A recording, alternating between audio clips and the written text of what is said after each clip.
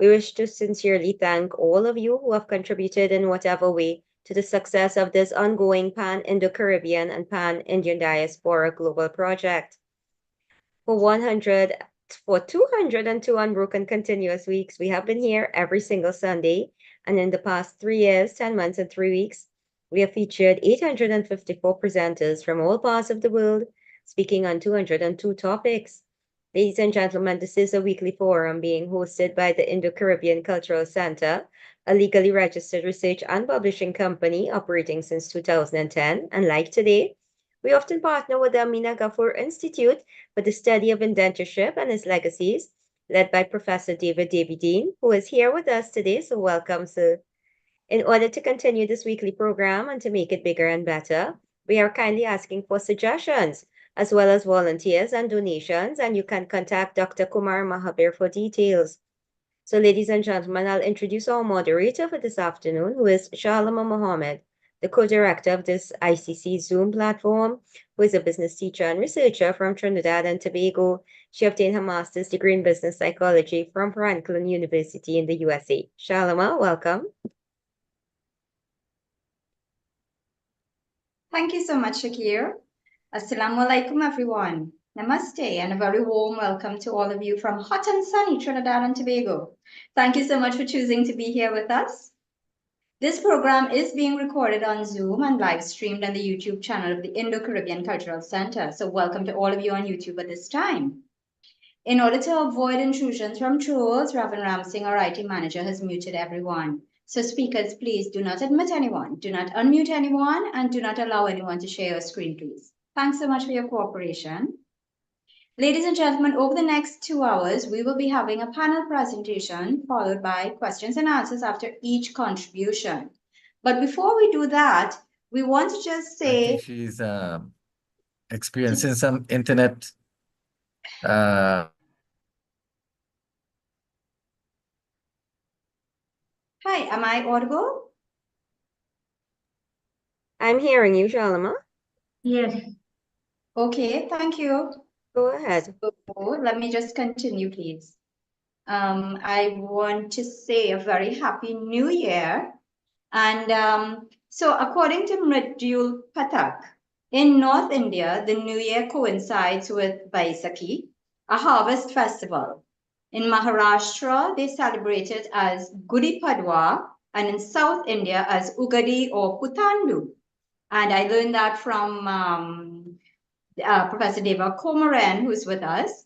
And in Odisha, it is Mahavishubha Sankranti. In West Bengal and Bangladesh, this is the first day of the month of Baisak. So it generally coincides with the 14th of April. And so in order to say a happy new year to our Tamil friends and brothers and sisters, as well as those in Bengal and through North and South India, actually, we just want to play a little song. So Ravan, can you bring that to us, please?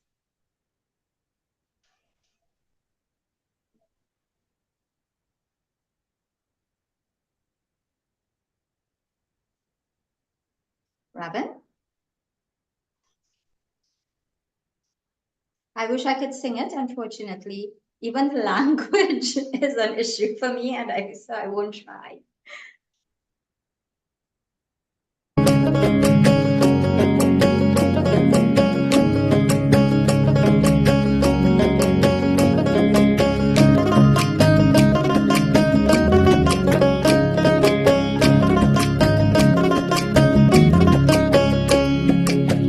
চৈতের হাত ধরে বৈশাখী আলপনা মন পলাশী রঙে হয় যে উন্মনা চৈতের হাত ধরে বৈশাখী আলপনা মন পলাশী রঙে হয় যে উন্মনা সাজো সাজো রবে সারা বঙ্গোত্তলা কাঁধে কাঁধ হাতে হাত নই যে একলা সাজো সাজো রবে সারা বঙ্গোত্তলা কাঁধে কাঁধ হাতে হাত নই যে একলা হোক বাঙালি খাবার বাঙালি পোশাক ডাকছে পয়লা বৈশাখ ডাকছে পয়লা বৈশাখ ডাকছে পয়লা Boishakh. Thank you so much, Robin. So lovely voices there. And again, Happy New Year to all. So let's introduce today's topic, and that is new books on indentureship and its legacies. And this is part 2. Why are we doing this? Informing readers about new books on Indian indentureship and its legacies is significant. It sheds light on a pivotal yet often overlooked aspect of colonial history, revealing the complex dynamics of labor migration and exploitation during British, French, Dutch, and Danish rule. These books provide a platform for voices that have long been marginalized, allowing for a more comprehensive understanding of the enduring impacts of indentureship on individuals, communities, and society. By delving into the legacies of indentureship, these publications contribute to ongoing discussions about identity, diaspora, and post-colonialism, fostering dialogue and awareness. So let's hear from our first speaker, and this is Dr. Kalpana Rao of India. She's the co-editor with Judith Mizrahi Barak and Ritu Tayaji of the volume entitled Kalapani Crossings, Gender and Diaspora, Indian Perspectives, which explores race, class, caste, gender, and sexuality. Welcome, Dr. Rao.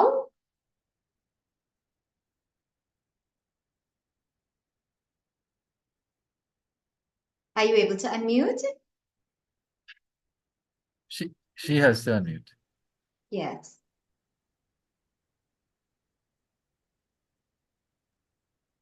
Right. Yes. Go ahead, please. Yeah. Can you just do the presentation, please? Certainly. Yeah. Thanks a lot. And I'm really happy to be here with every one of you. Very, very warm welcome. And I must say that it was lovely to hear the song and all the New Year wishes that came around from all over the globe.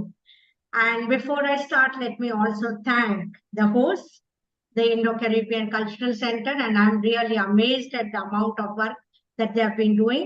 I got to know about them just when I started getting, letters or emails with regard to presenting this particular book of ours on this particular show. So this is how I got introduced to you, and I'm really happy to be here with everyone. Can we have the next slide?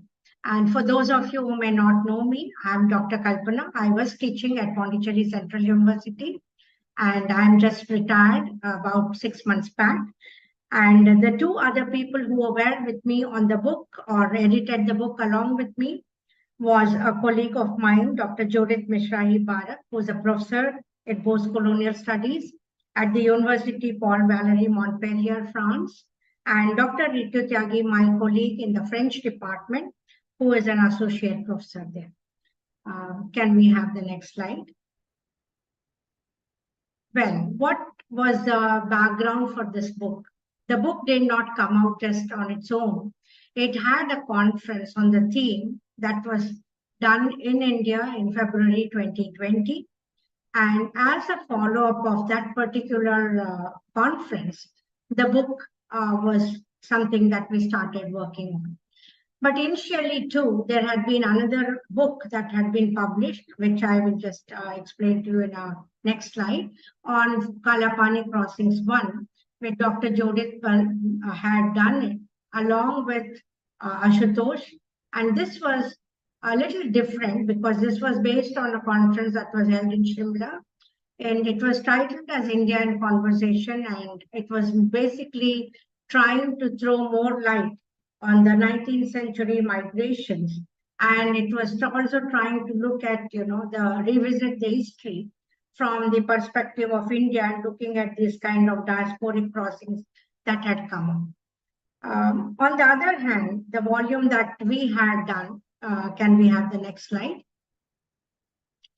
Was titled as Kalapani Crossings, Gender and Diaspora and Indian Perspectives, where we were trying to relook at or investigate into the questions of race, class, caste, sexuality, and how do they intersect also with concepts of home, belonging, displacement. So we were doing a lot of things that, we thought were important, which probably to some extent had been discussed, but not to a major extent. And so we were trying to look at especially how this kind of migrations and explorations were trying to especially reveal to us the problematics of gender, especially that were related to the idea of how women were received or how did women actually move across and what were the status or roles that they played. And we did not have many voices that had discussed this, even though we did have works, but they had not been coming from or in a way focused or highlighted the position of women. So this was something that we wanted to highlight and foreground, and that is how this book was something that we started. The next slide, please. Now, everybody was questioning us when we got out this volume, or we were trying to bring this volume, about this question of Kala Pani, because it's a very literal reference, at least in the Indian subcontinent, to the cellular jail in Port Blair, where the freedom fighters were sent. But it is also, as I think quite a few of us know now, it is also a term that is used for migration that occurred in the 1830s with regard to the indentured laborers. It was a reference to the Indians who crossed the Black Waters for work, as they had moved over for various kinds of jobs in plantations. And the move had happened basically because of the abolition of the Atlantic slavery, where somewhere around a large number of workers could not be employed just because slave trade had stopped. And so as a result, in the 1860s, we had Indians who were recruited into South and East Africa, and then in the railways and sugar plantations, Kenya, South Africa, Uganda, Tanzania. And then, we also had a system of indentureship where the British, the Dutch, and the Danish and the French moved people all over. So we had a diaspora which was from India. We settled in various parts of the world. And today, if we can talk about a diaspora that we discuss, I'm sure that, they all have a little bit of something that is Indian that is present in them. So this was what we were looking at when we started having the word Kala Pani. We wanted to spread it across and look at diaspora that came from different backgrounds. And so that is how we utilize the term, at least in the book. Can we have the next slide, please? For those of you who have not had a look into the book, these are the kinds of sections we've had. We have section 1, which is the introduction, which gives you a very brief background into the context of what we were trying to do in the work. And then we have section 2, where we have 2 chapters, which talks about rethinking the Kala Pani. Section 3, we have 3 chapters, which is called past and present. And then we have section 4 called Voice and Vision Redeemed, which has 4 chapters. And section 5 is In Conversation with India, where we have 2 chapters. And section 6, we have In the Writer's Own Voices.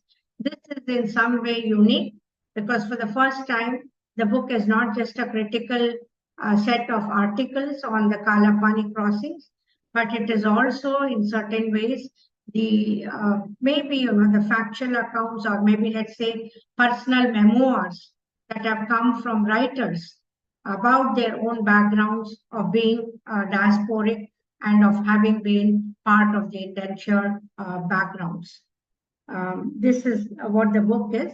And I would also like to point out that in almost section 5, we have an essay by Stephen Noss, which is on a writer who has come from Cyprus. And he has tried to build up on this whole idea of worship in Guyana that has come in, the Mariamma temple worships that have come in Guyana. He has done extensive study and a documentary film, and utilizing all that particular article has been written. So I think that's also another highlight that the book has. At the end of this presentation. There is a small video. If anybody is interested and there is time much later, then you can have a look at that. All right, can we move to the next one, please? So in the introduction and views, basically I'm just outlining what we wanted to talk about. What is it that we wish to do in this volume is the question that I wanted you to understand. Initially, we had, recruits were generally, when we talked about indentured laborers, most of them or discussions were with regard to the male, and the historians such as Bridgeville Lal and Gillion recorded an unusual sex ratio for Mauritius and for natives that led to numerous problems as the indentured laborers settled in the colonies. As a result, eventually there were reports that were made to enforce more recruitment of women so that the ratio could be increased. Women, therefore, started to become a major part of these groups, and to some extent or the other, there was a kind of movement to push in immigration of the women into these regions. So the questions that we started looking at was the question of diaspora, and can masses who were indentured be part of diaspora? How do we consider them as diaspora? There were also discussions in the book with regard to the women migrations. What kind of work that they had taken up? How did they sign the bonds? And how did these women move so easily across the borders? Was it an easy kind of movement for them? And then we also looked at narratives about the women, especially we had one article, if I'm not mistaken, on the films and how they were projecting about the narrations of the women. Of course, we had a large part of memoirs and fiction that was also there. So many of these were part of our discussions in the introduction so that we could set the scene for whatever was being discussed in the the various kinds of articles that came up in the next few sections that we had. Can we move to the next slide, please? Just to provide a clear picture of the women's status quo, I've just given you a quote from one of the books from Coolie Woman that may help us to understand this particular one. Gauritra Bahudar, who writes this particular one, had written that scholars have analyzed extensively the origins and status of women who boarded the indentured ships, as well as the policies that facilitated migration of women. In addition to failing crops, crushing debts, and poverty, ostracization from family and caste oppression, the abolition also, to a certain extent, by the British in 1829, was a major reason that led to the mass exodus of widows who were abandoned by their families. Now, this is an important factor because the question is that many of these women who moved across were women who had no kinds of moorings in their own countries. Either they were widows or they were abandoned or they did not have any kinds of families. So, or, there were caste issues by which they had moved away. And so these were the kinds of women who moved, which also meant to a certain extent that the women who were moving across were women who really did not have moorings in the country as such, or not were they in any way accepted people in this country and were looking for something that might be new kinds of methods by which they could lay their roots. So this was one of the things that we were very interested in trying to explore. I'm not so sure if we have made the explorations completely, but this was one of the intentions that the book was trying to bring in. Can we move to the next slide, please? What more did we want to investigate?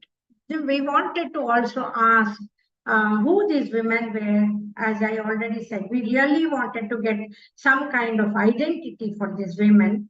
And we also wanted to find out whether, they had families, whether they had any historiographies, whether they could make a turning point after they had moved away from their countries and get identities, get, respectful families, and get some kind of status quo in the places that they stayed. These were questions that were bothering us.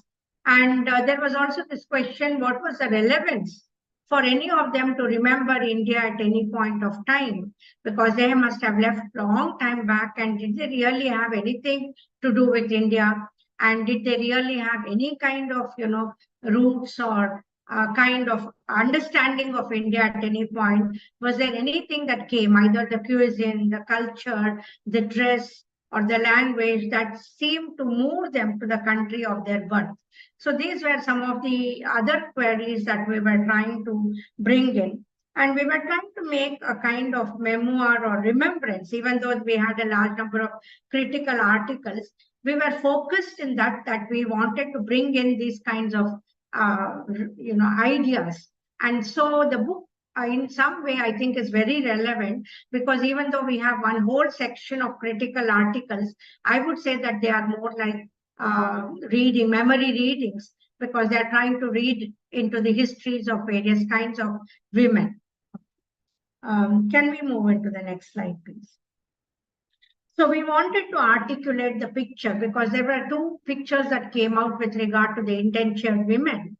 One was to defend and explain the violence and, on the colonial discourse that was presented, where women were seen as immoral, degraded, and they were sexually promiscuous. This was one kind of picture that came up about women who had moved up. The other picture that came was, where the stories were being written to talk about how, they had overcome restrictions, they had questioned their positions, their families, they had transgressed probably borders, they had subverted identities, they had tried to claim authenticity. And in some way, it was a question of rejuvenation, reclamation, and also, to some extent, I would say, a review of their own selves. So there were two pictures that were there.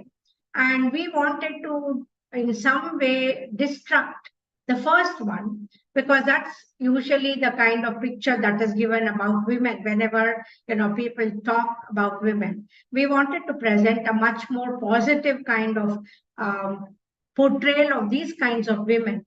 And so the book was trying to, at every point, we have tried to highlight these kinds of struggles, these kind of rebellions that they have done, even though they might have been very minute, subversions that they have created, and how they have tried to retrieve and build themselves up on their notion of what they think as being a woman is important for them. So this was what we were trying to discuss in this. The next slide. We are trying to look at, as I said, the last part of our book had these writers' voices, and we had Brijvi Lal, Ananda Devi, Shani Muthu, and Peggy Mohan. As you all know, Brijvi Lal was of an Indo-Fijian historian who wrote about the Pacific region and the indentured labor work, and since the book is dedicated to him. And then we had Ananda Devi, who is of course a writer, a Mauritian author, who has also received several awards. We had Shani Muthu, who was a writer, a visual artist, and a video maker, who was in Dublin, Ireland, born in Dublin, Ireland, to Trinidadian parents. She grew up in Trinidad and relocated at the age of 19. So we have her voice. And then we have Peggy Mohan, who began life in Trinidad, West Indies, and who earned a PhD in linguistics from the University of Michigan. So this is the first four writers that I've put in there as pictures. Can we have the next slide? And then we have, of course, Cyril Debutine, Devina Itu, Ramabai Espinet, and Carl Thorabuli. Cyril Debutine is a Guyana-born Canadian writer of Indian descent. I see that David Debutine is here. So he grew up in Rose Hall sugar plantation with the sense of the indentured laboring at the background. Then we have, as you said, Devina Itu, who's known by her pen name, and she's a Mauritian writer. We have Ramabai Espinet, who has also joined us today here. She's an Indo-Trinidadian poet, a novelist, essayist, and critic from Trinidad and Tobago. And then we have Kal Torobadi, who is a Mauritian poet, born in Mauritius in 1956. And his father was a Trinidadian, and mother was a migrant from India and Malay. So these are the people who have contributed, and we are immensely thankful for them to taking out their time to answer the questions we had and to write their own kinds of responses to many of these things. So I must say that this book, can we have the next slide? In our words regarding the section that we have written is that we have been, we feel very special having these writers' voices as they have tried to reflect and question the roots and routes that have been taken by their positioning and the choices that they have made. They also offer us a very, very interesting peek into intimate histories and stories that we had not heard about. Their words in some way create a complex web for us because with India, the motherland, the ancestors, and to the shaping of their own writings in different ways, they have also most of the time unmoored themselves from preoccupations with India and made fresh departures whenever it has been possible for them. So we have been very thankful to have these writers' voices, which has made our book really special. And at the end, let me also say, the last slide, please. Before I close, let me once again, on behalf of the editors of this book, thank you for being with us. And I also thank every contributor who has given their bit for the book. It has been a work of patience, and we have tried to create articulations of women. And we do hope there are more such works that can be provided for women to articulate their silences and to come up in the histories that have not spoken about them. So I thank you all for patiently listening to me. And if there are questions, I'm ready to take any of them. Thank you very much, Dr. Rao. Quite a commendable effort at producing this book, a very, very informative presentation as well. And I do really want to bring the members of the audience who would like to ask you any questions. So if you do want to ask a question or make a comment, please raise your electronic hand. It's in the reactions button at the base of your screen. Or you can type your questions in the chat if you like, and Dr. Rao will take them after. But if you have any questions, we'll be happy to take them right now. Jay, go ahead, please. Please unmute again. Thank you. Right. Thank you for that lovely presentation. Now I have to read the book. Where do I get the book from? Number one. And number two, $1 million question. When the Irish and the whites, I'm going to give blanketed, when they went into the colonies and went around the world, they used to have these brides that used to be sent from the home country.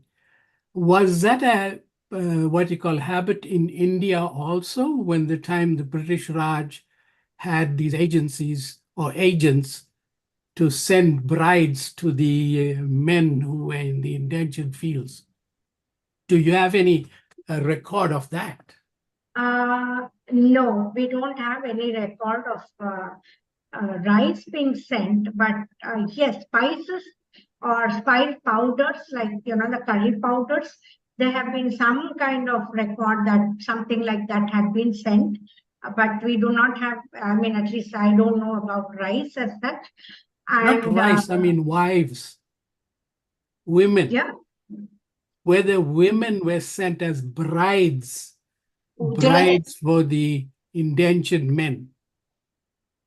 Oh, yes, but yes, they were. That's the reason that, I brought in that quote that I talked to you about. The ratio had been less. So there was a reason to increase the number of women because since the ratio was less, there had been problems.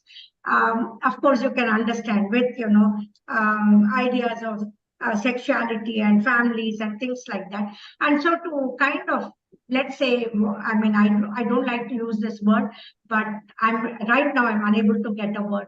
So to appease these kind of men, or the men who had already traveled, there was a move to increase the number of women. But I'm not so sure whether the women went there as just to be with the men, or they were taken as laborers, and then since the number increased, the men were able to get hold of women for their favors or for their sexuality or to build up their families, probably. Okay, great. Thank you very much for that response. Let's take a second question from Professor Gangadas. So can you hear me? Yes, you're audible. Yes.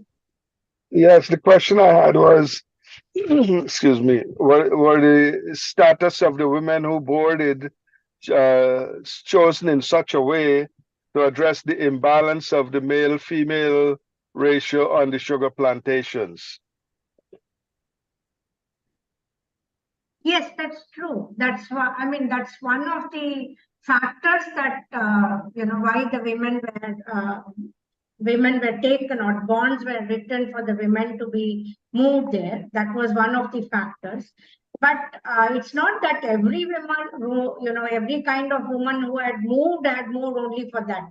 There were quite a few who also went in because, they did not have any kind of moorings here and they wanted something to build their lives on. But probably they were not very sure about the kinds of background, where they were going to, what was the kind of work that they were doing. I don't think many of them even had any kind of idea about this. And there were also many women who did not, talk about their caste, because there were women who also came from upper caste, but they did not want to tell about the caste from which they came. So they hid that, because they wanted to go there just because they did not want to be part of the problems that came from the upper caste, especially if they were widows or something like that. So it's not that all the women who went there went only because, to improve the ratio. Quite a few went on their own too, a little earlier. Yeah, I saw a rejoinder to this issue in a movie that was published in 2023, Chamlika. And Yes. we have a rejoinder through our wedding songs, I was told. You hear about it, but you can't have direct contact. But that movie seems to resonate in terms of our own culture and what was retained. Can you comment on that? And if you know the movie, say something about it as well. No, I don't know the movie. I'm really sorry. I don't watch too many movies. Sorry about it. But it's But interesting. if there is somebody here who watched, maybe they can, they can participate and tell anything. That's it. Yeah, the wedding songs would be the rejoinder. Okay. Professor Gangadas, what was the movie about? Oh, this is a person who composed his own songs that the people liked, but the songs were about real life between male and female in the family, and the in-laws and the brother-in-laws and sister-in-laws and so forth. But it's very saucy and interesting. I'll send the link. That would So be you nice. guys can, yes, and there the songs are also on YouTube. Oh, quite fascinating. Yeah. Thank you very much. You're welcome. Okay, thanks. Great. So, Dr. Rao, thank you very much for your contribution today. Please put some information in the chat as to how people can access the book. Oh, the book is available on Amazon if any of you would like to buy it. And it's also hit the markets right now. From December 15th, it is available. Okay, excellent. Thank you so much. Thank you, everyone. And thanks for being with me. Thank you. Ladies and gentlemen, let's take our second speaker now. This is Mr. Yunanan Prasad of Trinidad, and he has been waiting quite patiently since our last episode. He is the author of Ancestral Ghosts, an intense and poignant story of his ancestral homeland's civilization and history, explored through meticulous research and personal connection, with family members. Welcome, Mr. Prasad. Thank you very much. You seeing me? Yes, we're seeing you Okay. and hearing you. Okay, this my book is really a labor of love.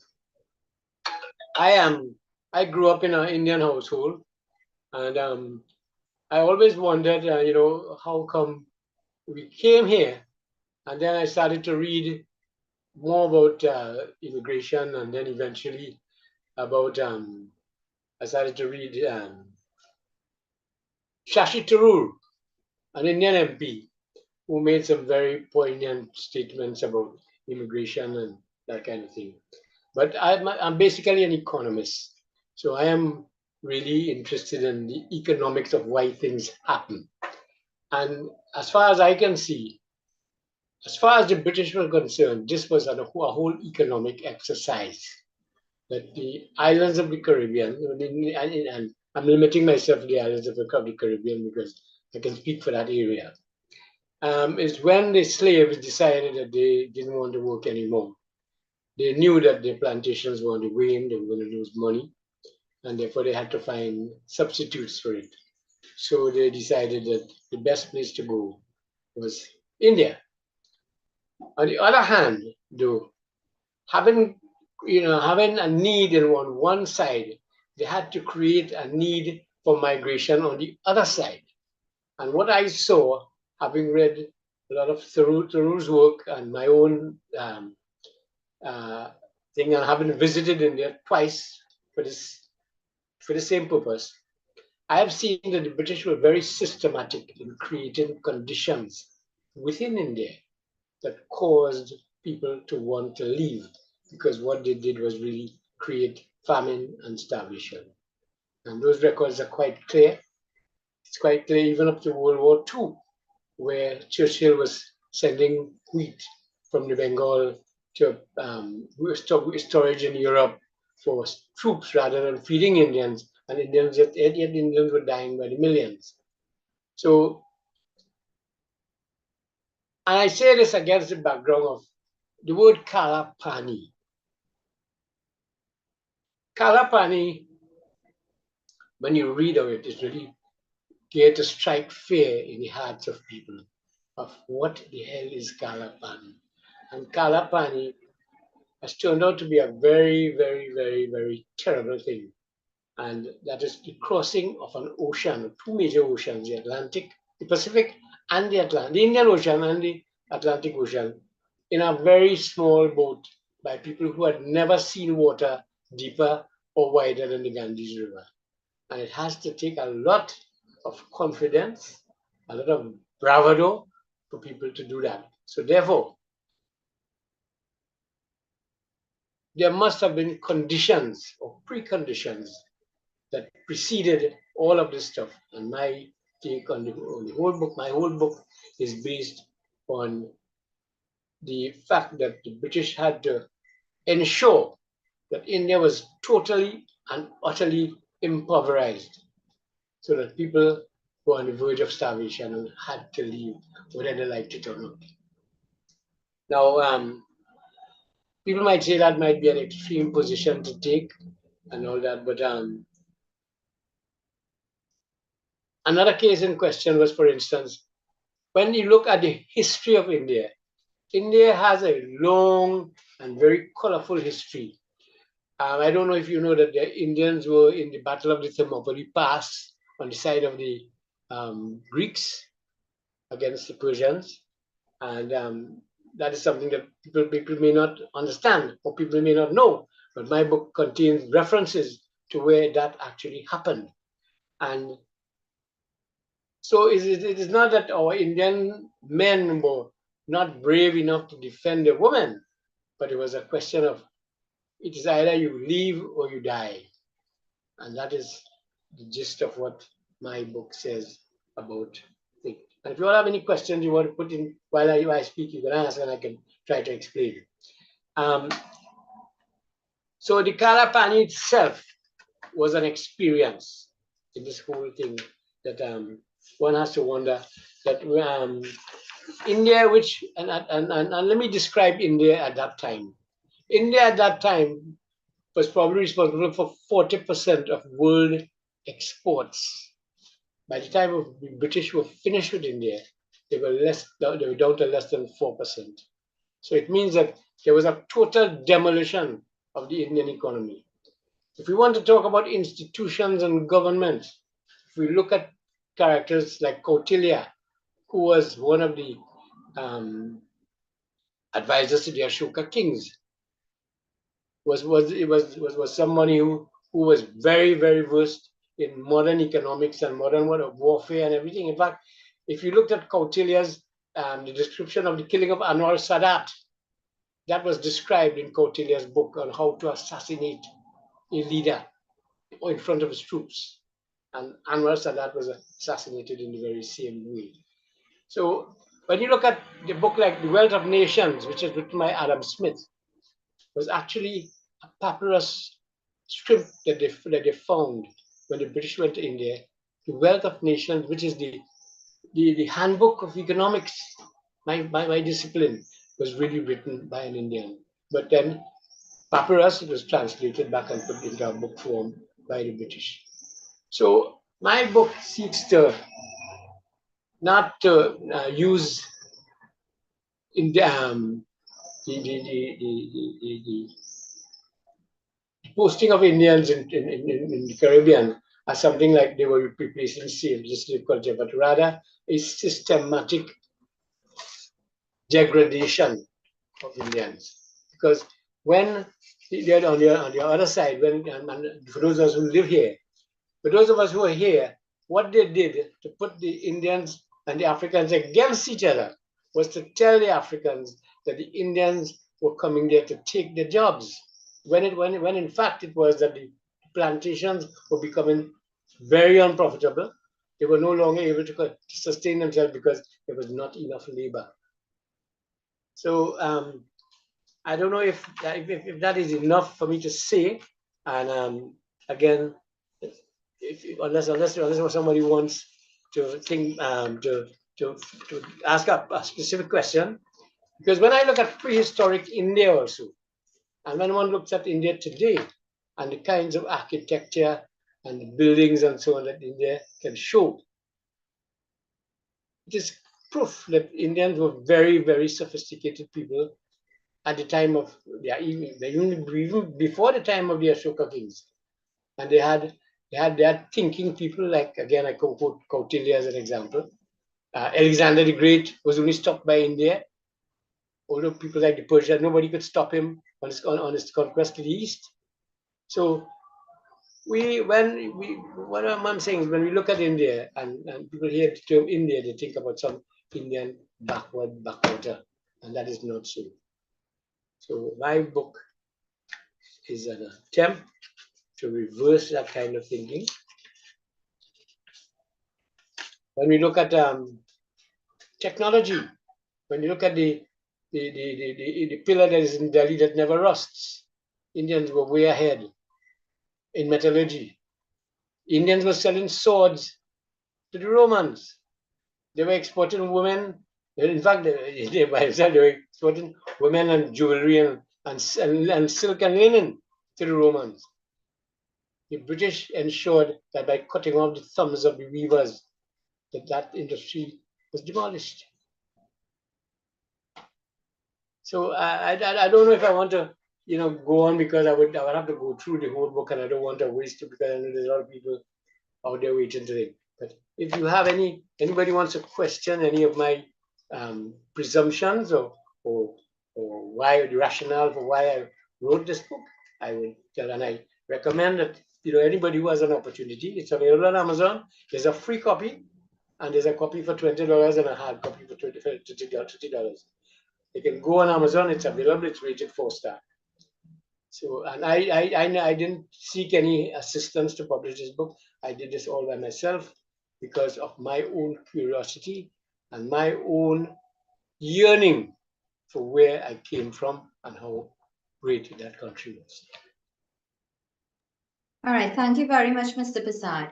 let me just ask you, being a child of the indentures, did you see any adoption or adaptation of the ancient economic policies during the post-indentureship period in the colonies? Well, it was precisely that that caused the Indians to survive.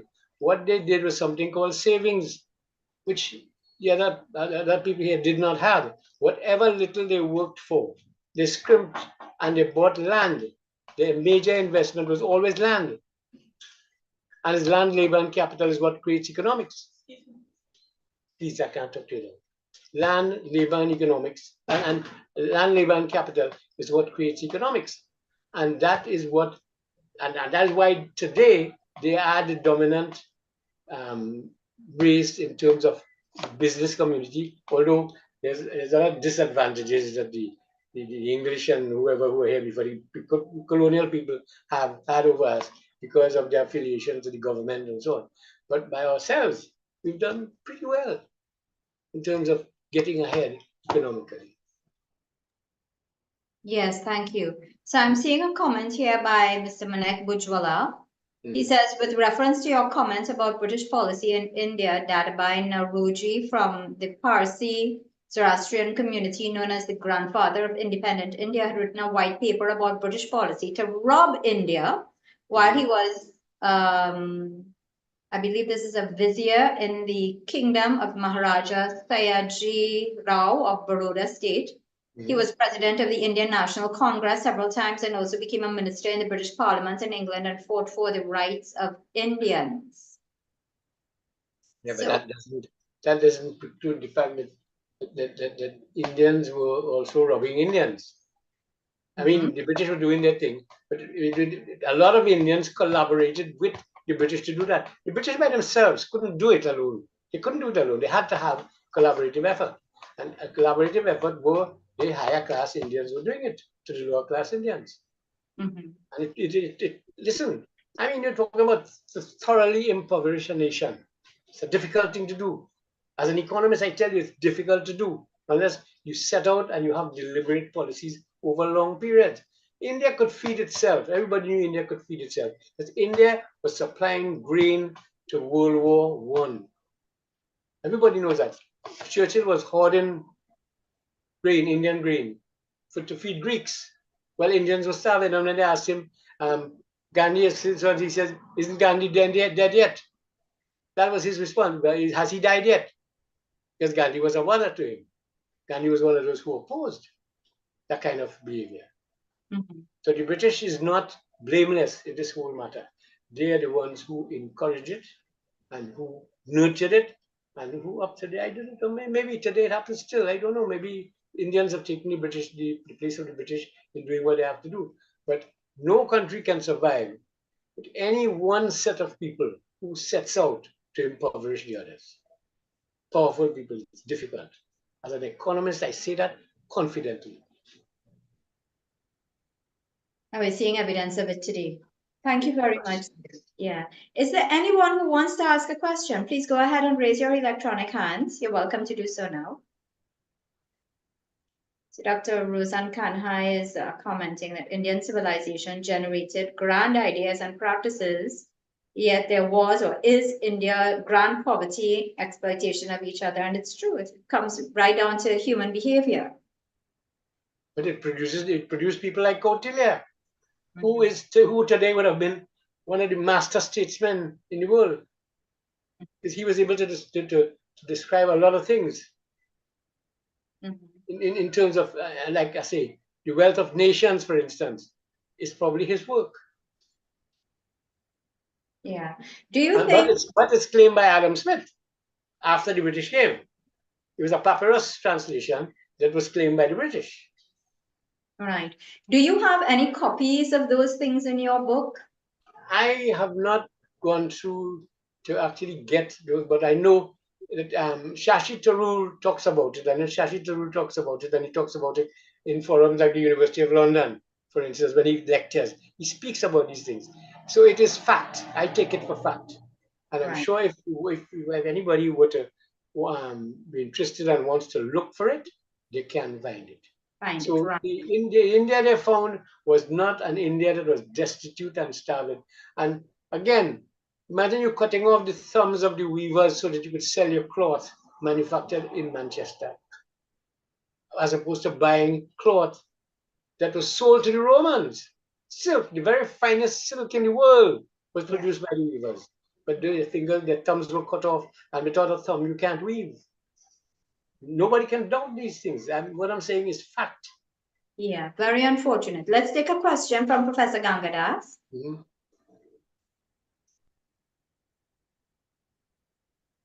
Professor Gangadas. Yes, the question is regarding land.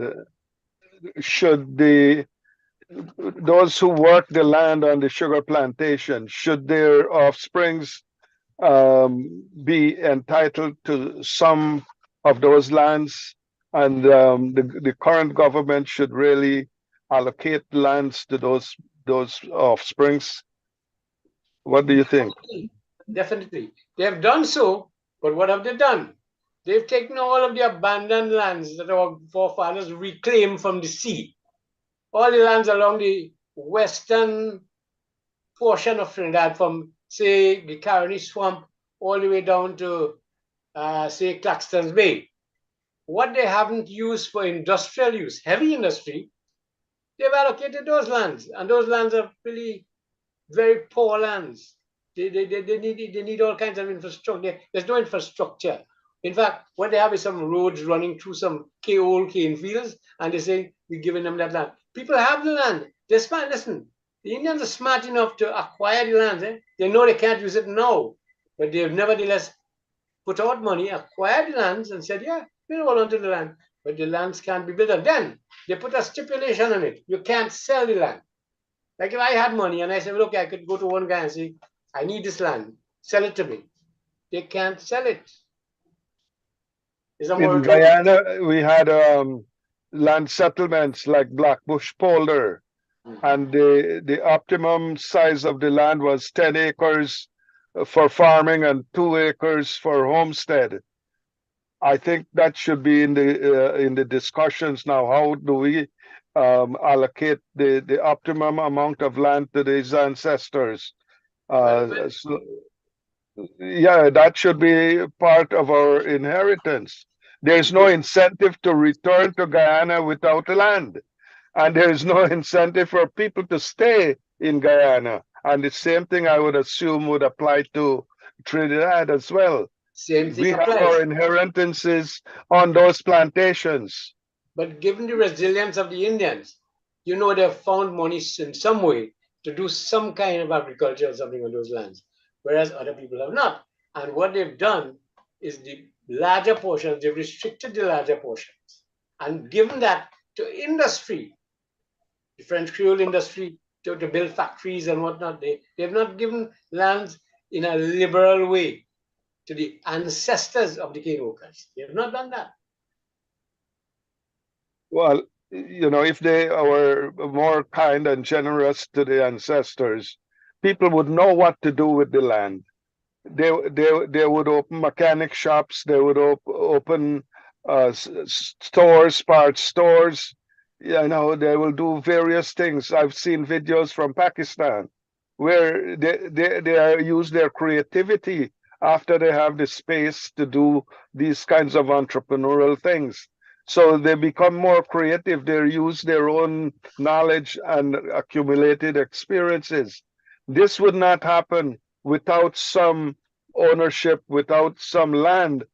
I've seen the layout in Trinidad. I've studied that quite a bit in order to report back to Chedi Jagan.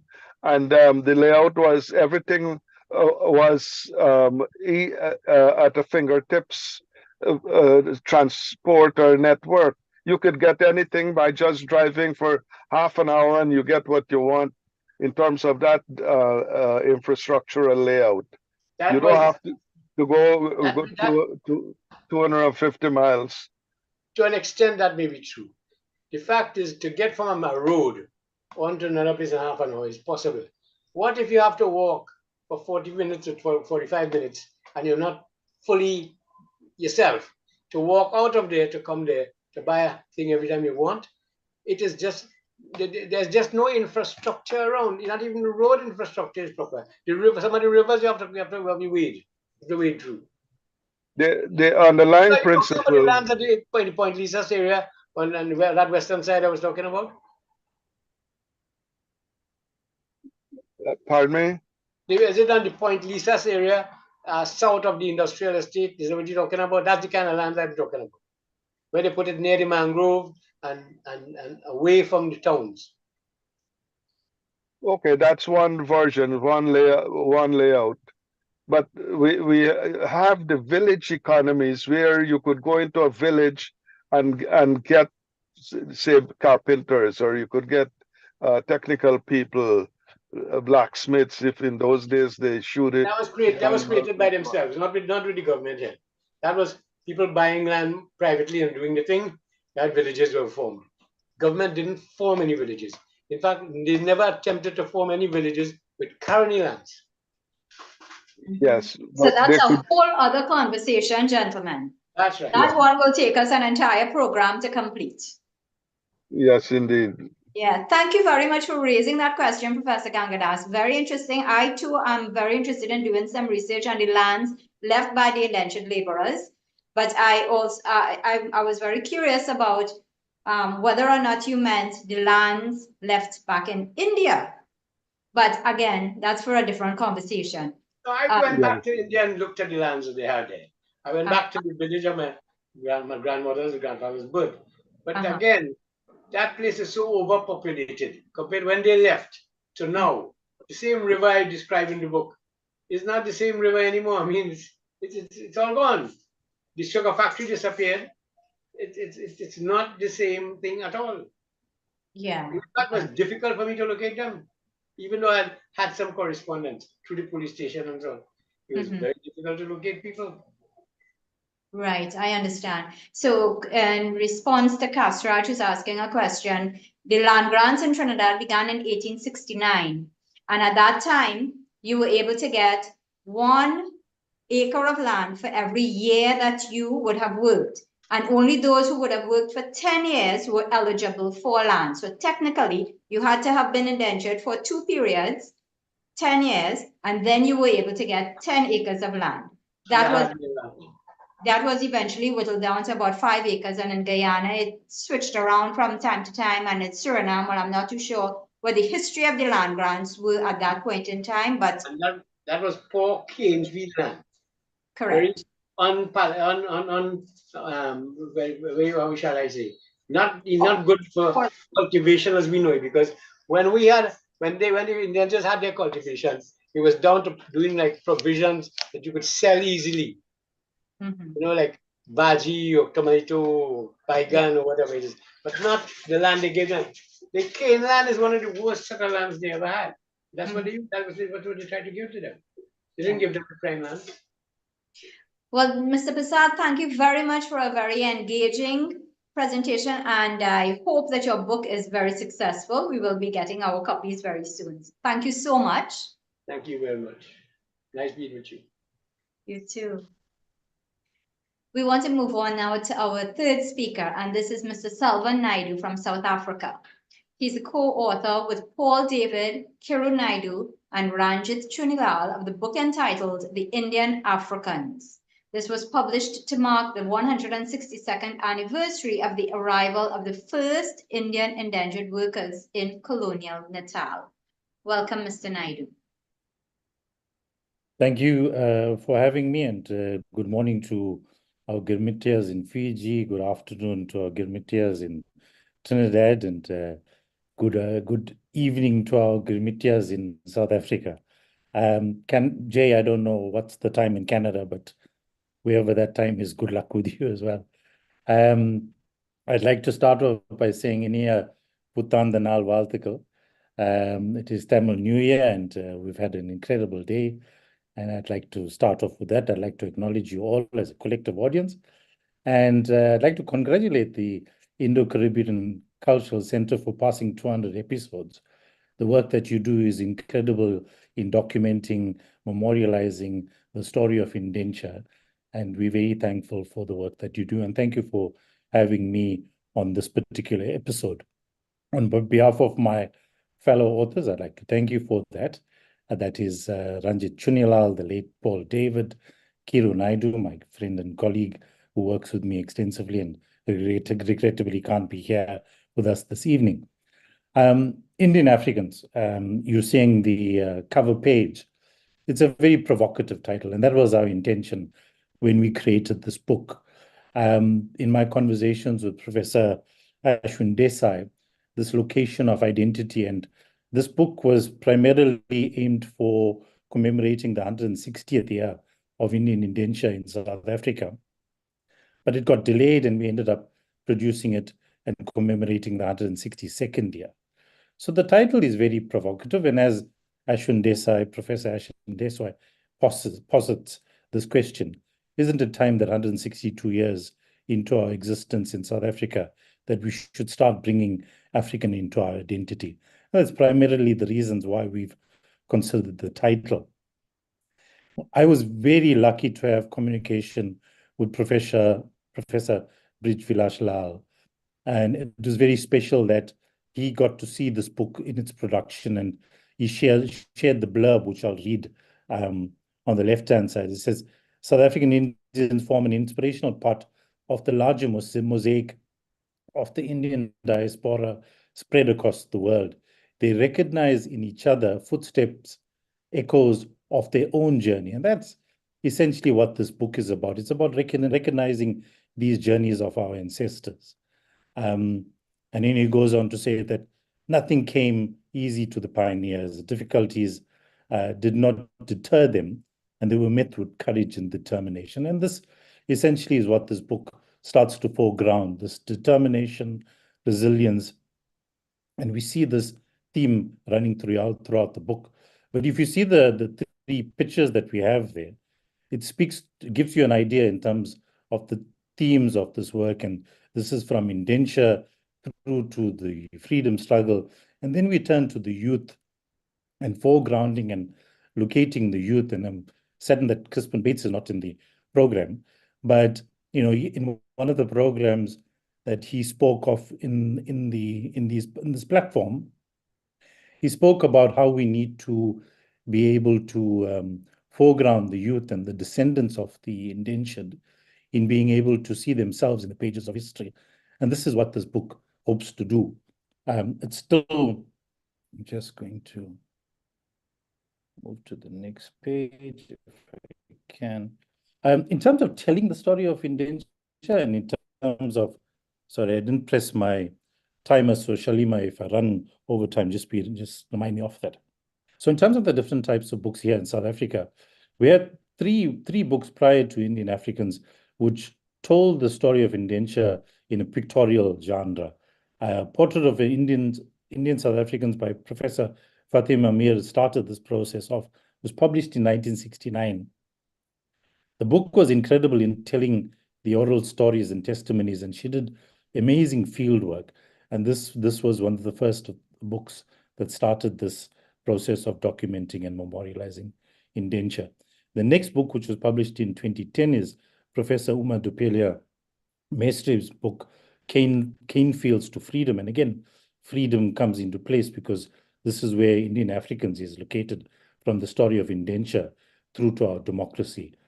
And then by 2010, we had many publications, and Professor Ashwin Desai and Ghulam Vaid had an overrun of their book Inside Indian Indenture, and they decided to use this research with all the photos that they had, and they still have many photos. So too do we, and they'd be able to produce another book, if not many other books. And this was done at the 2010 150th year commemoration of indenture in South Africa. So the fourth book is in Indian Africans.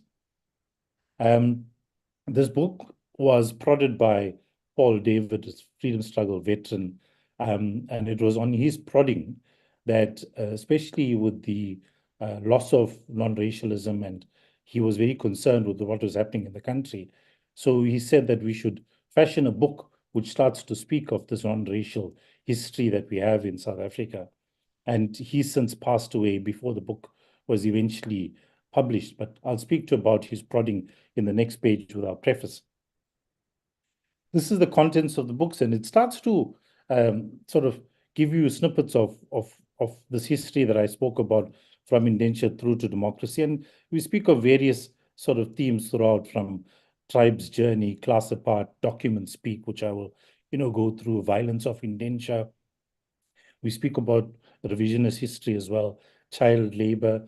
And then it moves on to the last chapter, last few chapters, which speaks about who am I, identity, and beyond indenture, which is something that is pivotal to this book and the last picture that you had seen on the cover. Acknowledgements and who we see ourselves as, our ancestors. The forward. I just want to turn to the preface. I know there would be a lag, but Shalima, are you seeing the preface at the moment? Yes. Okay, wonderful. So at Paul David's prodding, this 1860 project was designed to reflect Indian indenture in South Africa and to tell that story within the richer tapestry of deepening non-racialism and highlighting the collective contribution of our various communities in building of our country. And this is where we deviate from previous books. The challenge for activist, photographer, archivist, and artist Omar Bacho was to look at this history through an African lens. And that's what Indian Africans is primarily about. If you go through the pictures, it starts to speak about this collaboration that we have between the races, which is very rarely highlighted, and we do so with this particular book. The idea was to document light reading. So you see some of the chapters, there's very short information, and here we are expecting scholars to take this information and do further studies. In fact, we're encouraging PhDs to come off some of the themes that we've uncovered, some of which is very new as well. Our introduction speaks to the waves of migration that we have in South Africa. We have a contested theory, and we refer a lot to Professor Cyril Romnick's theories, which is contested. And it speaks to migration of Indians into South Africa 2,000 years before the slaves had arrived in 1652. That reference is through the golden Mapangube golden rhino, and evidence of Indian miners influencing African culture. So that's a contested theory. The next, which is very underwritten, is Indian slaves in South Africa, and that something needs to be done in terms of being able to tell that story. The next wave of migration, which is what this book is about, is Indian indenture. And this is a well-known wave of migration. The fourth wave of migration speaks about the passengers and traders. And the fifth wave of migration speaks about the soldiers, the Sikh soldiers, Pathan soldiers that arrived at the turn of the 20th century, and their presence in South Africa. And we were very fortunate that at the 1860 Heritage Center, Professor Uma Dupeli Maestri produced a paper on the Sikh presence in Cape Town. So that is that fifth wave. The sixth wave, which we're not particularly proud of, Jay, is the Guptas. But that's a contested wave of migration, but we'll speak to that a little bit later on. But this is essentially what the introduction is about. I'll speak about this very fresh photograph of indentured workers huddled in a ship, and I'll speak to how we broke with conventional agency in terms of moving away from the archives, and how we were able to source this particular photography from, of all things, Facebook, social media. These were the various waves of migration, and people had moved on from indenture. These were colonial bonds in the 1900s. I spoke about the soldiers. Shalima, please check that there's no lag and that the pictures are actually showing. And these were the soldiers at the turn of the century: Anglo-Boer, Anglo-Zulu, and Anglo-Basotho Wars.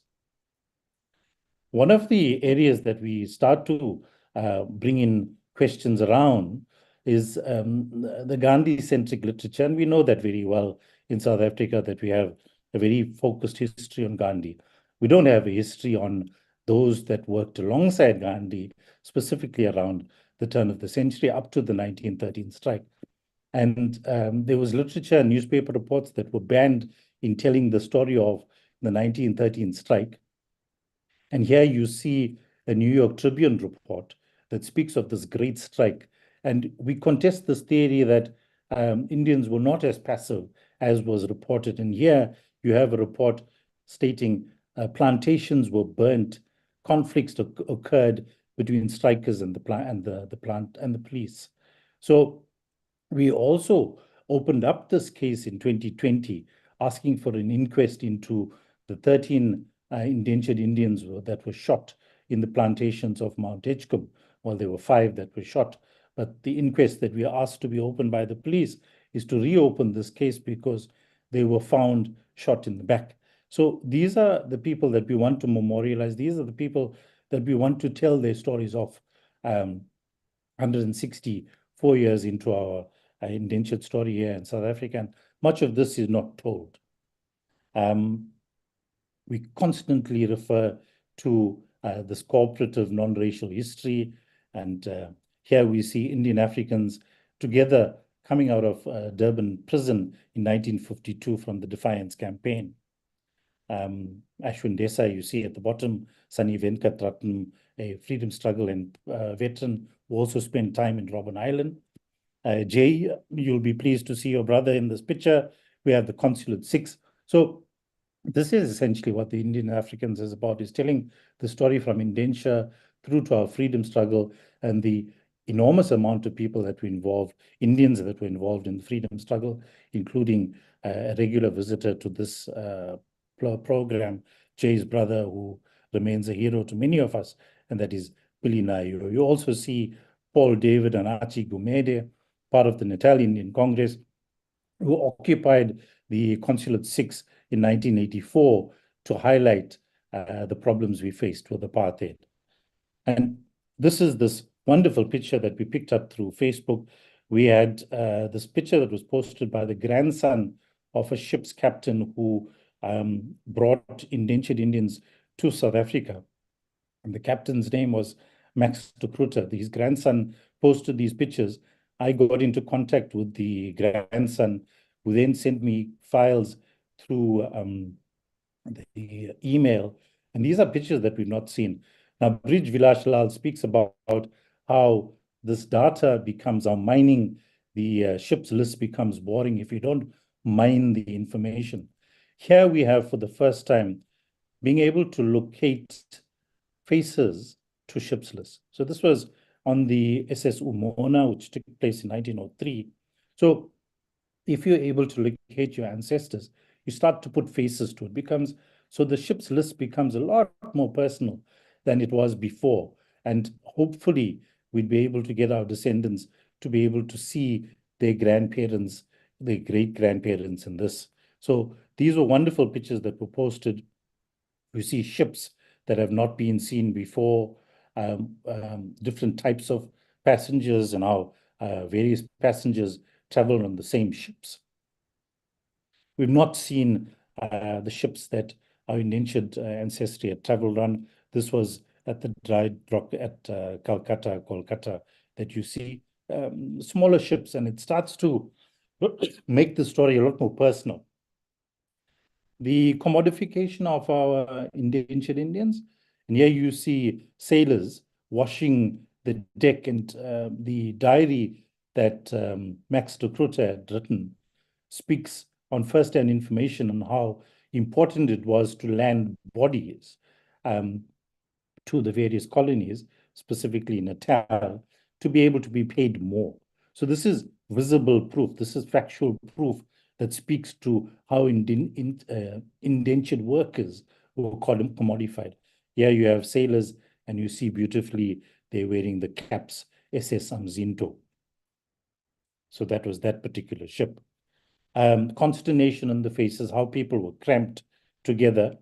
Here you see a destroyed picture, but this was women on this SS Mona, and how it indicates how they were separated in terms of their placement on the ship's deck.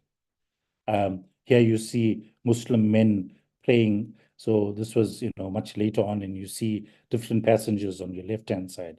The ship's captain himself, Max de Krutter. I'm on to 12 minutes, so I'll move on. This was the newspaper articles that Max de Krutter had written between 1932 and 1934. So some years after his travels in the 1900s, but it indicates, what was used. And one of the stories here spoke of how they were injecting water into the sheep or to the goat to be able to get the weight right for passing on the ships.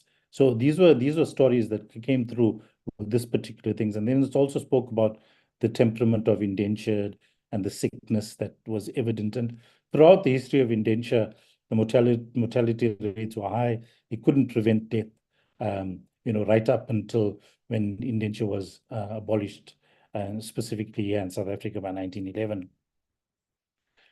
This episode is where we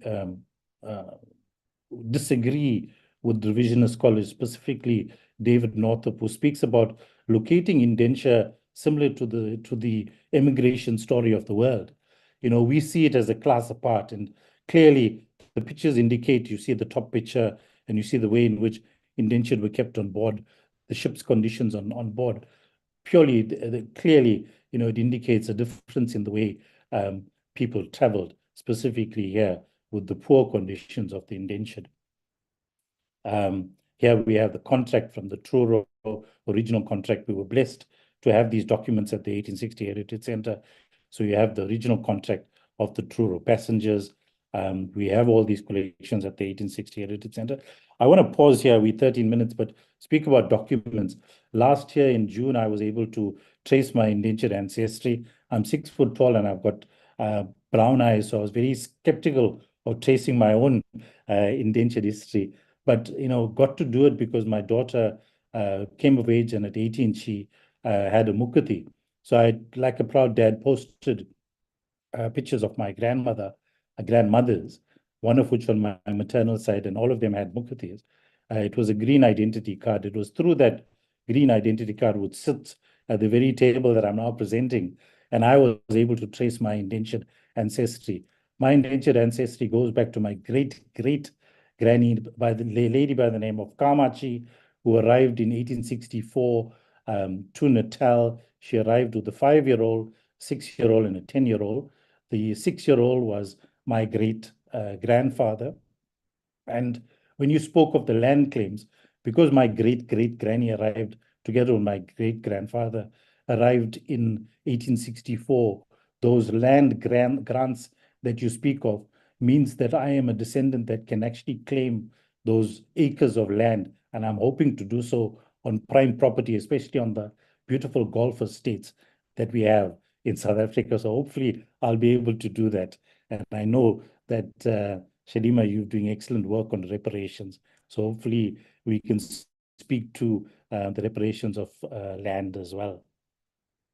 Documents that speak, and please, this is where we really need to get, act in order in terms of the various colonies and so on, to be able to make sure that we digitize these documents, because the digitizing of these documents will be able to tell these stories even further.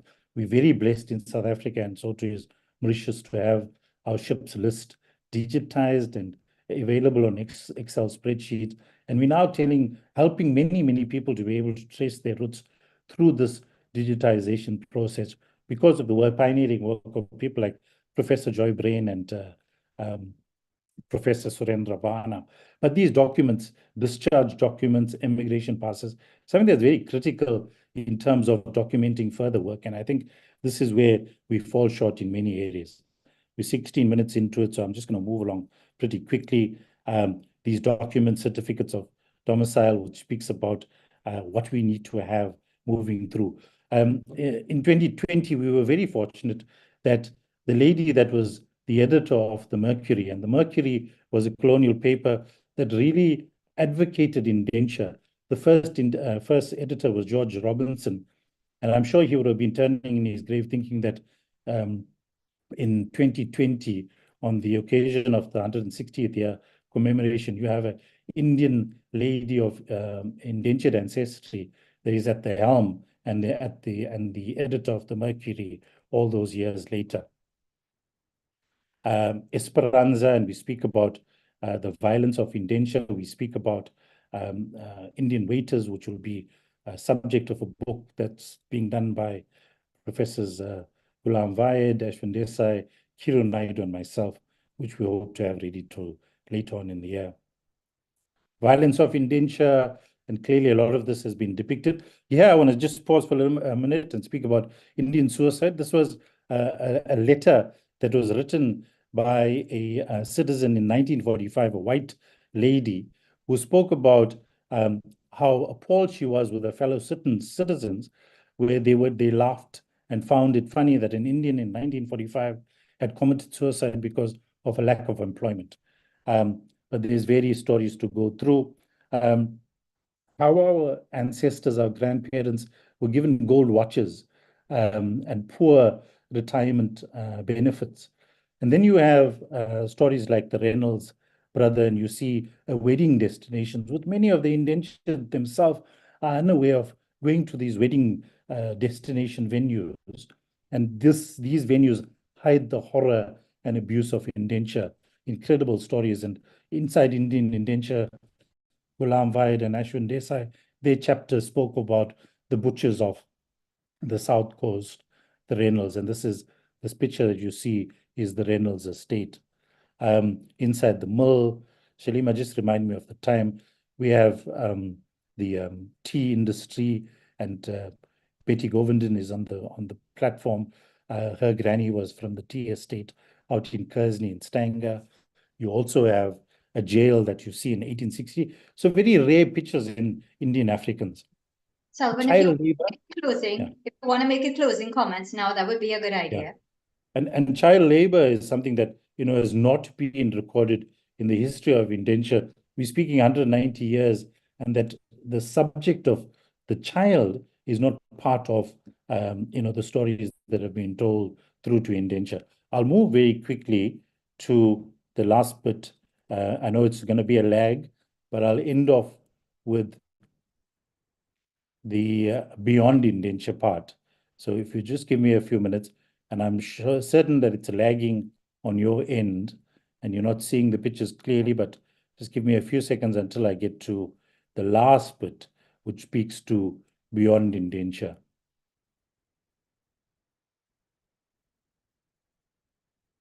We are seeing youth conscience, memorialization. Are you seeing who am I? I'm saying who am I? Yes. Okay. The previous picture speaks to an Indian identity, and here we are blessed to also have Professor Surya Govanda on the program, and she danced at President Nelson Mandela's inauguration in 1994. But we start to bring into question Indian identity, and she fused Bharatanatyam dance with Zulu dance in South Africa and continues incredible work in this regard. We speak of games, who am I? And then you see Betty later on in this picture, but then beyond indenture.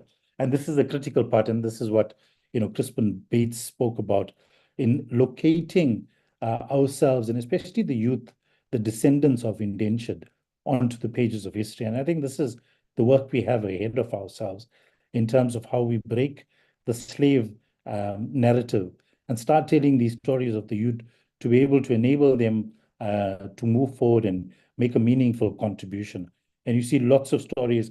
I'm hoping that many of you would have seen the Kandasamis on Netflix, a wonderful South African movie.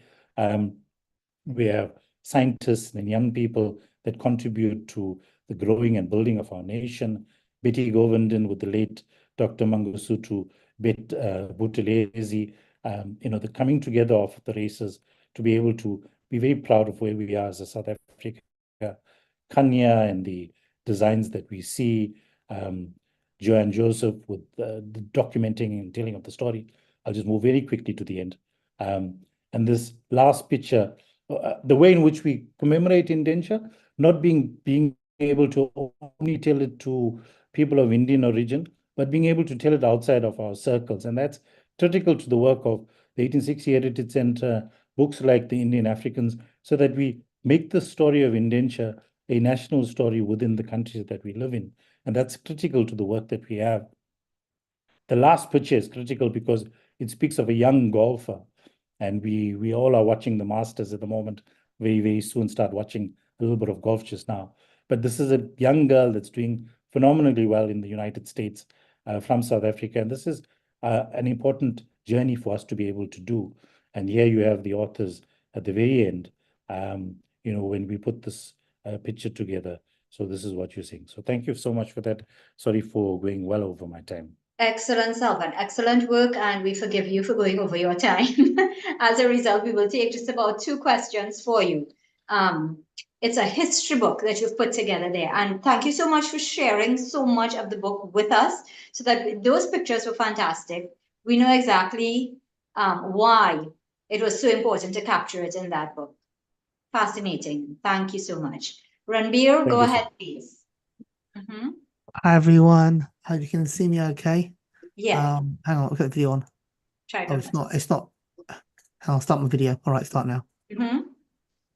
Okay, great. Thank you. Very informative. This is like a great book.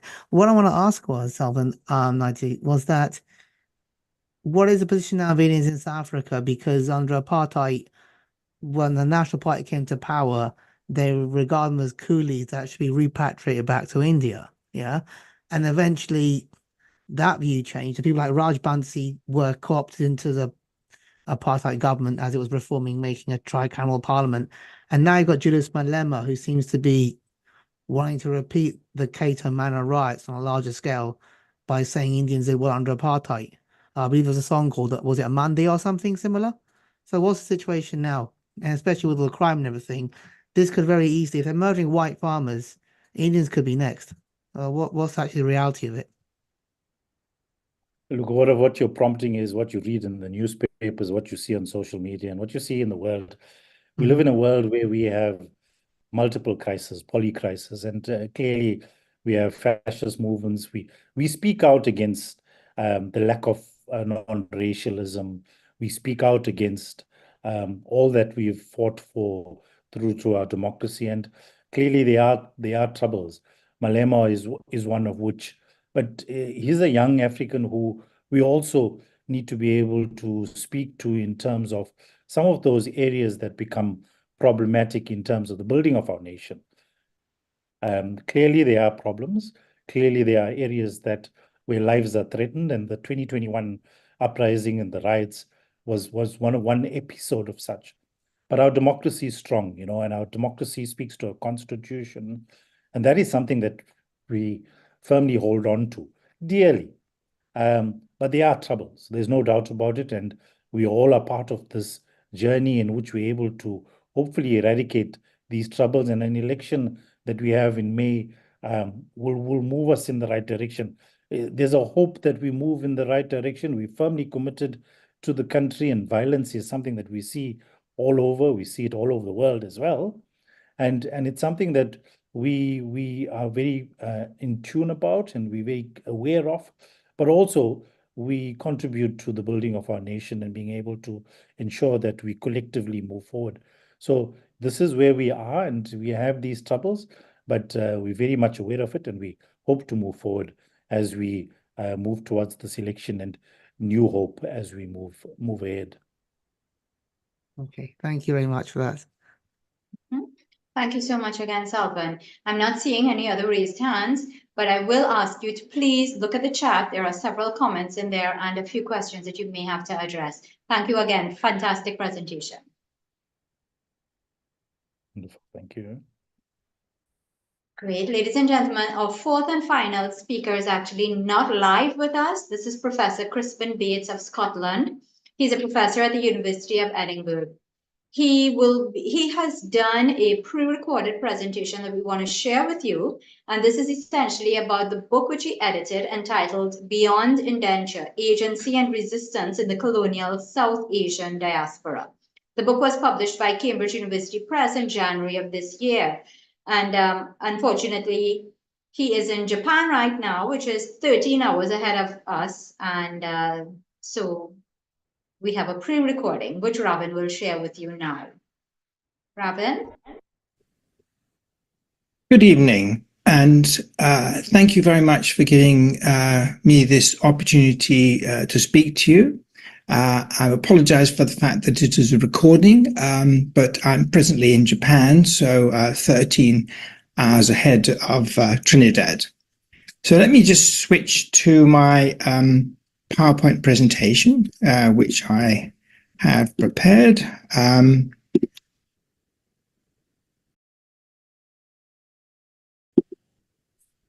Hopefully you're seeing that now. So I've actually got 3 publications to report on. The first of the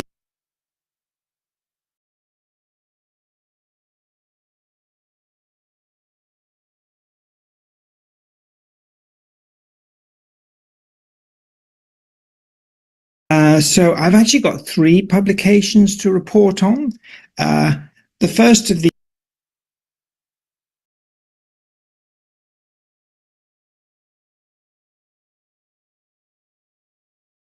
Okay, we apologize for that minor technical glitch. Robin will be sorting that out very soon, and we should return to the recording. You know, the internet is a little bit challenging. It has been for the past few days, and I hope the solar eclipse didn't have anything to do with it. Maybe it did.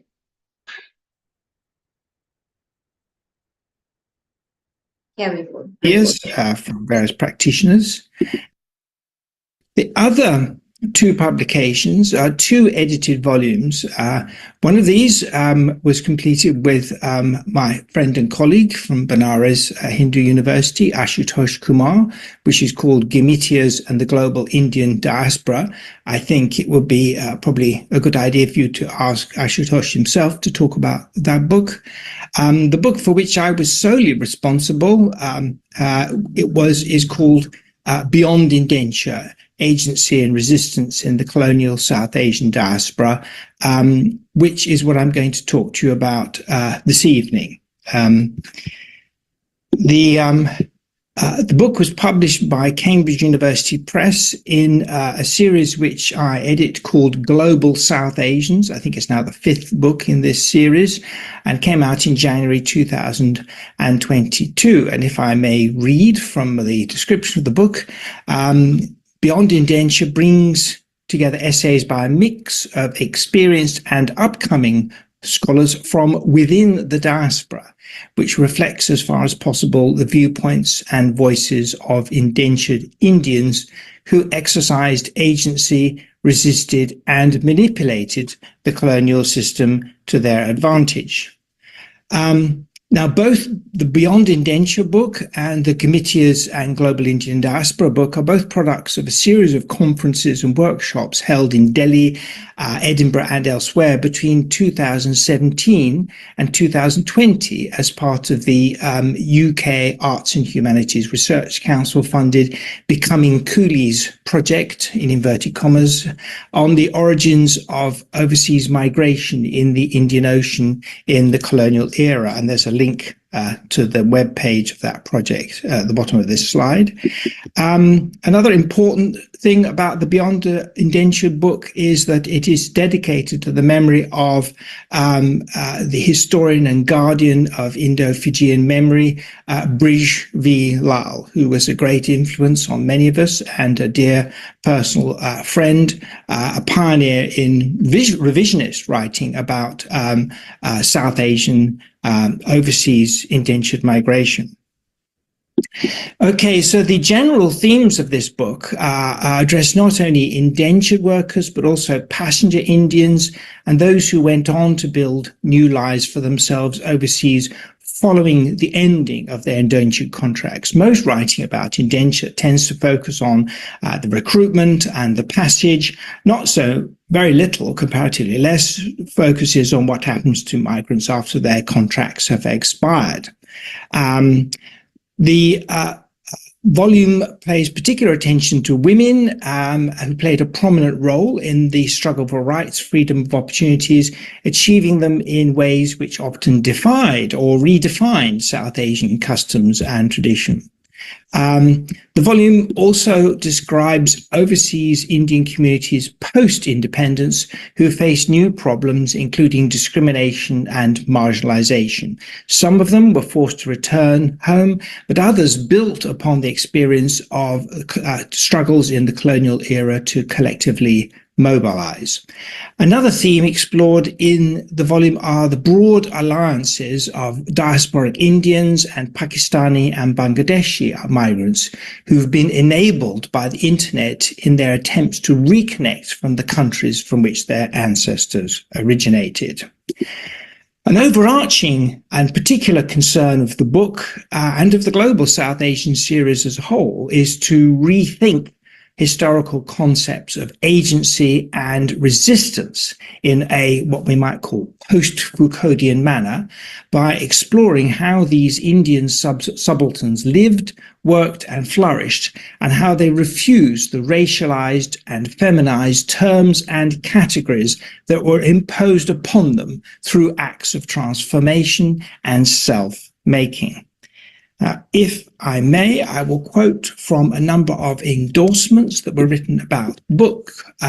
First of all, David Dabydeen, Honorary Fellow, Selwyn College, University of Cambridge, writes, "The lives of the millions of plantation and domestic workers, traders, moneylenders, teachers, civil servants, sailors and others who migrated from India in the 19th and early 20th centuries to all continents deserve close and detailed study.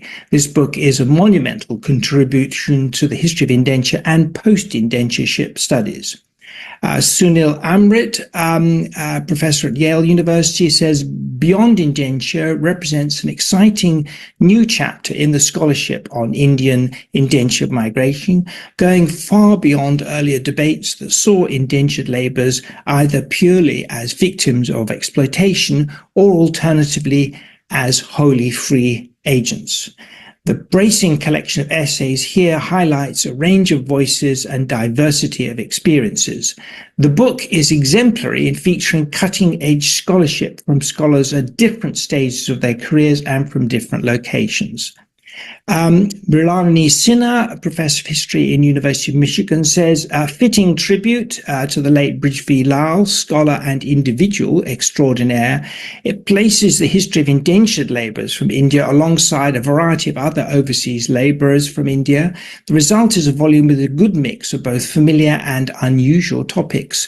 The shared theme across the essays is the resilience and grit of people, even under exploitative conditions. It makes this a standout volume on the subject." Sugata Bose, Harvard University, describes it as an insightful and impressive set of essays on many facets of the social lives of South Asian migrant labourers in the colonial and post-colonial eras, a worthy tribute to Brij Lal.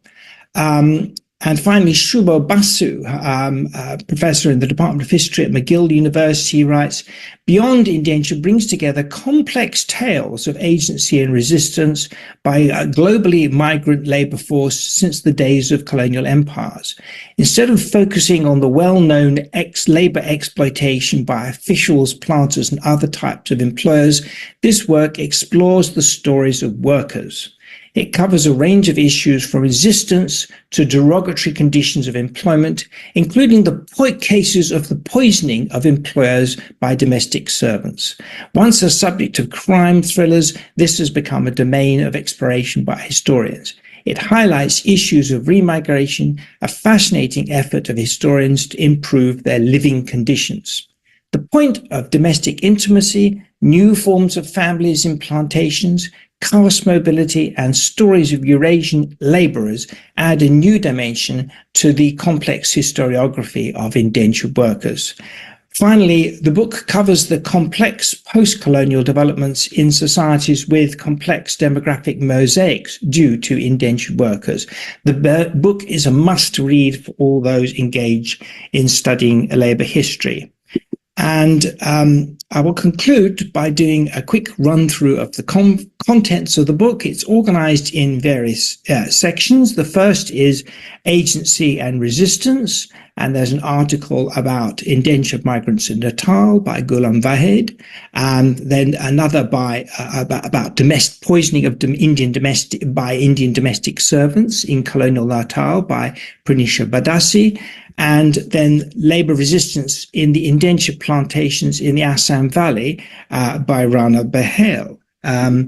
Then we have a forgotten narrative of the Satyagraha campaign, the treatment of prisoners between 1907 and 1914 by Kalpana Hiralal. Finally, in this section, toilers across the sea, racial discrimination and political assertion among Sikhs in Canada. Moving on, we then have a section which discusses various forms of remigration by indentured workers who have served their contracts and decided to stay on, often by moving to another location, re-indenturing, even in an entirely different continent, or who after many years in overseas destinations have decided to return back to India. So there's an article by Chan Chueni on remigration of Hindustanis from Suriname to India, another one by Lomash Roopnarine on the remigration of Indians within the Caribbean region, and an article by Yoshina Hurgobin on remigration in the Indian Ocean in the second half of the 19th century. Second section is on gender and family, and we have an article about intimate relations and conflicts amongst indentured workers in British Malaya in rubber plantations by Arunima Datta, an article about the agency of Indian women under indenture in colonial Natal by Nafisa Aesop Sheikh, and an article about passenger East Indians in the Eastern Cape, which actually comes right up to the present day, by Sheetal Bula. Moving on, we have and finally in this section, an essay by Rochelle Almeida on the Indian domestic laborers of mixed racial descent employed as ayahs in Imperial Britain. The third section is on legacies.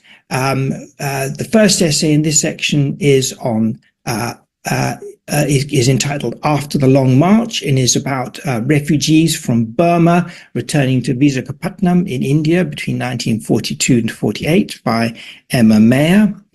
We then have an essay on opposing on the Group Areas Acts and opposition to the Group Areas Act in Durban, South Africa by Indians. And this is written by Brish Maharaj, a reflection on events of the 1960s, 70s, and 80s. Then we have Brij Lal, who contributed an essay, his very last academic essay, I believe, in this volume, called Indo-Fijians from Agency to Abjection. And that was indeed corresponding with Brij about his essay right up until the sad day of his demise. A final essay in this collection is on the new and old diasporas of South Asia, Sri Lanka, and cyber nationalism in Malaysia, by Darini Rajasingham Seniake. And this is the one essay which talks about the ways in which the internet has now created possibilities for connections between migrants of South Asian origin in multiple direct locations overseas, using the case study of Sri Lankans in Malaysia. And finally, it remains only for me to say that if you're interested and you're willing and able to write a review of the book, please write to me with your name, address, and contact details, including phone number at crispin.bates@ed.ac.uk. So thank you very much indeed. Thank you for taking the time to listen to this brief presentation, and please do not hesitate to be in touch if you have any further questions about the research upon which these publications are based. Thank you. Okay, ladies and gentlemen, we have very interesting presentation there from Professor Crispin Bates. And altogether, I think all the books that were presented today really show a wide range of research that's been taking place. And it really identifies for us that we have so many areas yet to discuss about people in the Indian diaspora. And I'm so glad that people are doing this kind of research and have compiled the books that they have so that we can make use of it. And for students involved in indentureship studies and so on, you have good resources to rely on by excellent researchers, authors, etc. So I hope you all appreciated the work that these authors have done as much as we have. I want to thank all our presenters today. Your work has really been tremendous, and we really appreciate your time, your knowledge, your expertise. And, you know, you give so freely of your time to come and to join us from your various time zones in which you are located. We really appreciate you. Thanks to you all. Thanks to members of our audience as well. And I will close here and say thank you. Shakira will take over. Thank you, Shalima, and we want to thank everyone for joining us. As we said earlier, this public meeting is being hosted by the Indo-Caribbean Cultural Center and the Mina Gafoor Institute for the Study of Indentureship and its Legacies, led by Professor David Dean, and you can feel free to contact the ICC to publish your books and reports. And remember that we are kindly asking for your suggestions as well as donations, and you can contact Dr. Mahabir for details. Thank you to the advisory and planning team led by Dr. Kumar Mahabir, and to our IT manager behind the scenes, Ravin Ramsingh, who has been recording the program and will upload it to our website and to YouTube permanently for posterity. And thank you to Daryl Grantham for designing the poster and Miriam Mohammed for producing our TikTok videos. Our topic next Sunday will be health and wellness in the Indian diaspora. So please visit our YouTube channel to see all our past recordings. I am Shakira Mohammed from Trinidad saying goodbye. May God bless you all. Dhanyavad.